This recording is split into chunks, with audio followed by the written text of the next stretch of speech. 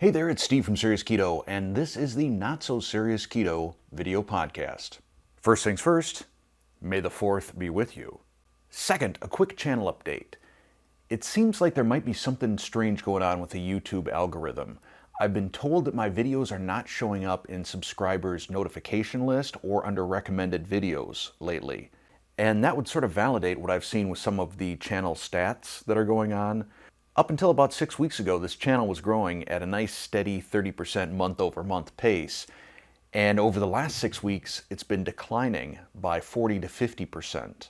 I've gone from typically having close to 1,000 views per hour to now sometimes getting just in the double digits per hour. So something strange is going on. I don't know what it is. But one of the ways that you can help, and I say this at the end of every video, if you enjoy this video, click that like button. I would take it one step further if you want to help me. If you even remotely enjoy any of my videos, please click that like button, because my hope is then that we can start getting some of my videos back into people's recommended lists. So that's it. That's all you got to do. Just click that like button. Now, normally I save the COVID stuff for the end of the video, but this past week the CDC announced that their list of COVID symptoms has gone from 3 up to 9. And among the new symptoms are loss of taste and loss of smell. So if you find that you enjoy the taste or smell of Brussels sprouts, you should seek immediate medical attention. In the last podcast, I did a little segment explaining that I'm not actually angry about Dalgona coffee. I'm not trying to convince anyone not to drink Dalgona coffee. I was just having a little bit of fun. My thought was, if it's human nature to want to argue about something, why not do it about something fairly harmless, like some sort of benign food item, rather than politics or religion or keto versus vegan or things that people legitimately seem to get sort of worked into a lather about. So when I mentioned that just Dalgona coffee is not my thing, I very offhandedly mentioned that also Brussels sprouts is not my thing. And that managed to draw out a surprising number of comments from Brussels sprouts fans. I would say that 90 to 95% of the comments that were along the lines of "those are fighting words" were tongue-in-cheek, that people were in on the joke and having some fun with me. There were a few, though, that I think legitimately had an issue with me calling out Brussels sprouts. In fact, I don't think I called them out. I just sort of mentioned it in passing. I said, I don't like Brussels sprouts. But you want to fight? You gotta fight. You know, there's not a lot of foods that have their own slogan. I mean, there's brands that have a slogan, but in terms of specific commodity type food items, not a lot of them have slogans. I mean, orange juice has got, it's not just for breakfast anymore. Beef, it's what's for dinner. Pork, the other white meat. Brussels sprouts, looks like a baby cabbage, smells like a baby diaper. Don Draper, eat your heart out. At one point, Yankee Candle actually had come out with a Brussels sprouts scented candle, but it didn't sell well, so they relabeled it Truck Stop Dumpster in July. I've read articles that say that if you're ever selling your house and you have an open house, you should bake a loaf of bread. So when people come and they tour your house, it makes your house feel like a home. I would suggest, if you can find out from a real estate agent, that if anyone is coming to your open house and they're keto, render some tallow. Because when your whole house smells like beef, heaven. But whatever you do, don't steam a batch of Brussels sprouts before an open house unless you want to reduce your selling price by, 30%. I did get some responses from people that said, if you don't like Brussels sprouts, you're just not making them right. And then they share a recipe that goes something like this. Slice your Brussels sprouts as thin as possible. Lay them on a cookie sheet lined with parchment paper. Then drizzle with olive oil and balsamic vinegar, and then a cup of brown sugar, and 2 packets of bacon. Then roast. Then discard the Brussels sprouts. The comedian Jim Gaffigan once had a routine about people that say they like fish. They say, I like fish. I just don't like fish that tastes like fish. I got news for you. You don't like fish. And I think if your recipe for Brussels sprouts requires an entire packet of bacon, you're probably not the Brussels sprouts fan you think you are.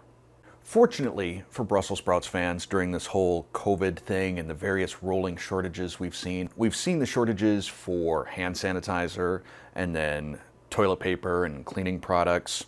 And then it was like rice and beans and other sort of pantry staples. And now with some of the closings of meat packing plants, we're getting into some meat shortages.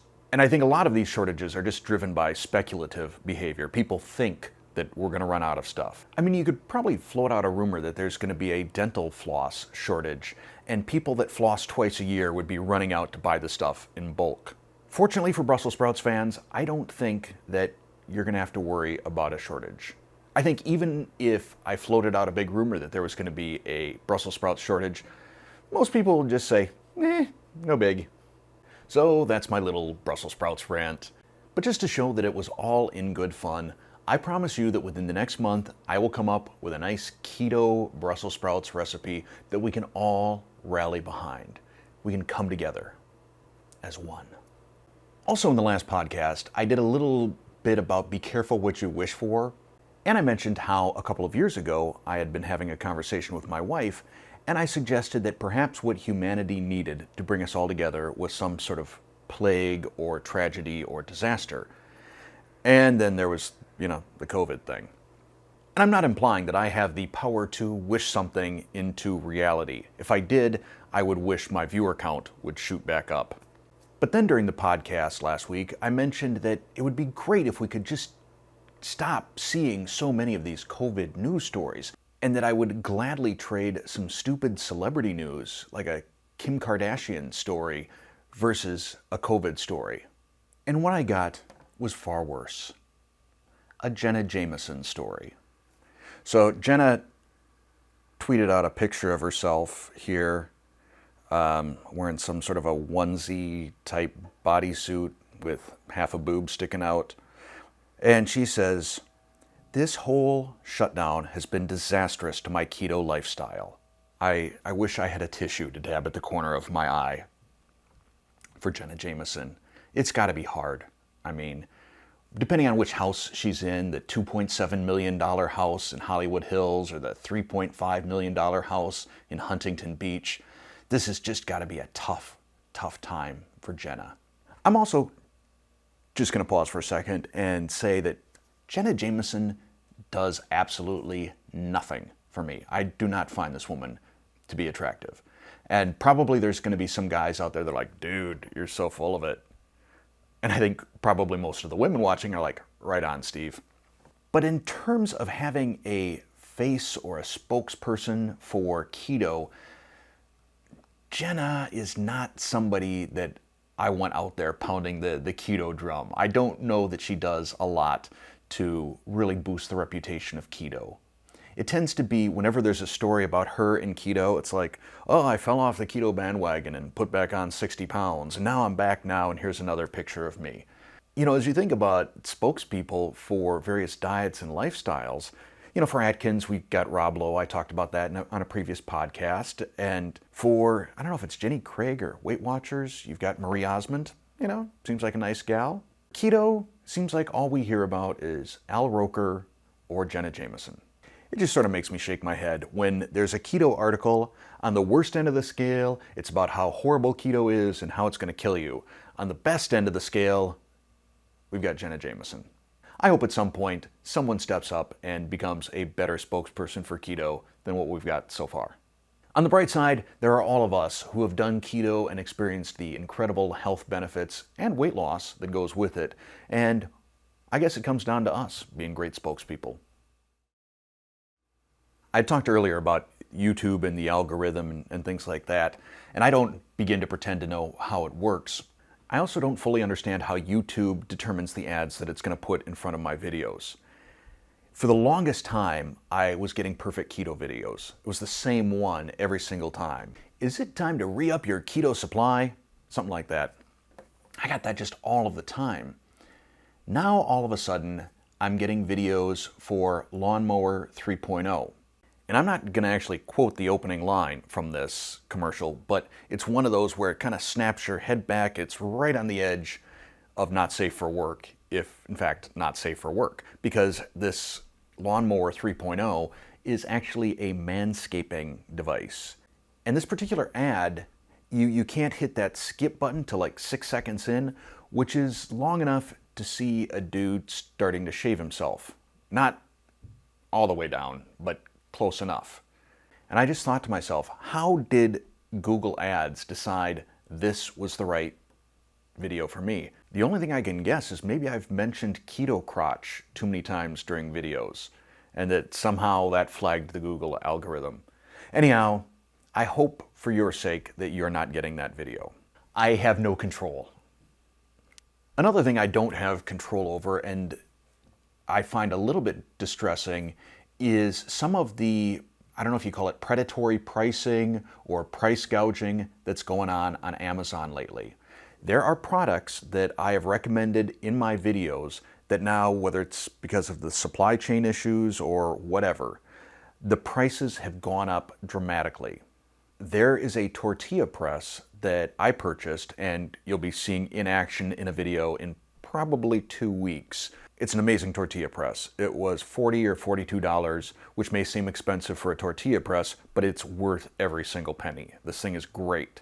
But now it appears Amazon is out of stock, and third-party sellers are selling this thing for over $100.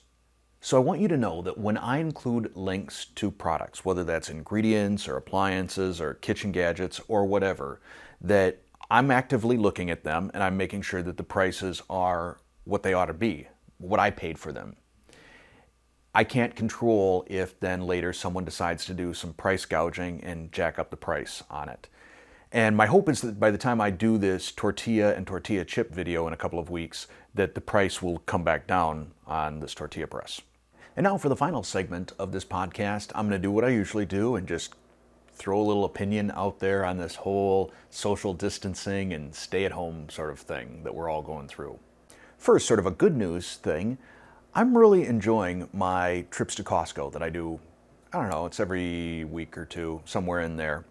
I find that there are very few people in there now. So I can whip through that place pretty fast, which is the way I like to shop. I'm more of a hunter that way than a shopper. I hunt for the food items and then I get out. And it used to be that despite the fact they have, 20 different checkout lanes, they would typically only have 2 open. And the lines would be stretching all the way back into the snack food department. And now it's like there's a 4-to-1 ratio of employees to customers. You get to the checkout and there's someone that empties your cart for you. You've got the person that rings everything up. You've got someone that reloads your cart for you. And then you've got that other person that's just milling around that wants to know, did you find everything you were looking for? I think this is fantastic. It kind of takes me back to my childhood back in the 70s. And some of you may remember this period of time when you actually had somebody bagging your groceries, loading it into your cart for you, and would wheel it out to your car and load your groceries in your trunk for you. Now, Costco hasn't gone quite that far yet, but still, I've gotten so used to almost complete self-service that to have someone even take care of you this much is kind of cool. Also then, when you're leaving Costco, you have the person that pretends to count what you have in your basket and then uses a marker to swipe it across your receipt. And I never really bought into the fact that they were doing any sort of real counting. It kind of reminds me of that scene in Rain Man where the waitress at the diner spills the box of toothpicks and Rain Man, says, 87 toothpicks or whatever it is.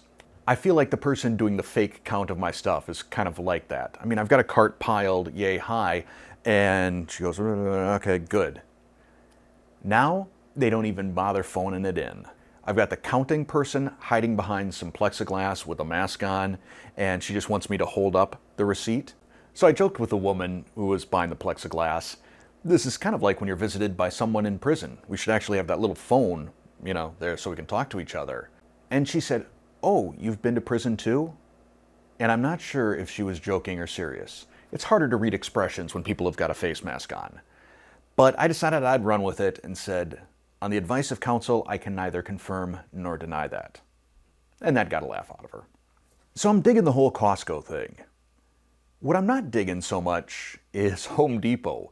I went to Home Depot yesterday, and man, that experience has changed. It reminded me a lot of going through a military checkpoint or going through customs, especially in a foreign country. A lot of people being very directive, telling you what to do, where to go, no, you can't come in here, you need to go this way.